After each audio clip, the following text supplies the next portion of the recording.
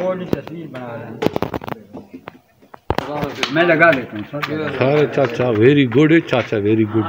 मैं लगा ए वे कौन चाचे दी रोटी ए वे पंजाब होटल दी रोटी कासो ते बुलसो नहीं भूल से नहीं।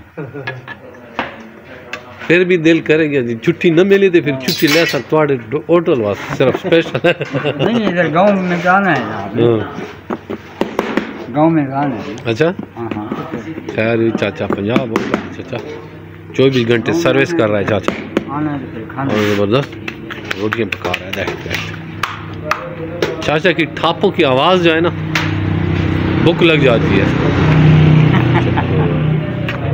क्रक क्रक क्रक क्रक क्रक क्रक।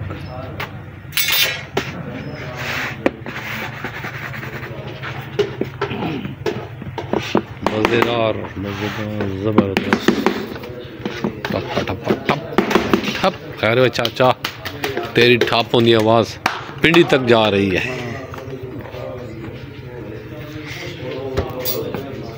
पंजाब होटल की दिलखराश होटल ज़बरदस्त रोटी गरम गरम रोटी मज़ेदार रोटी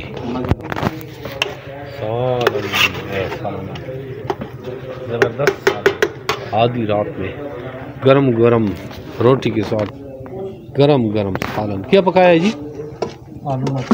आलू मटर पकाया जी, आलू मटर।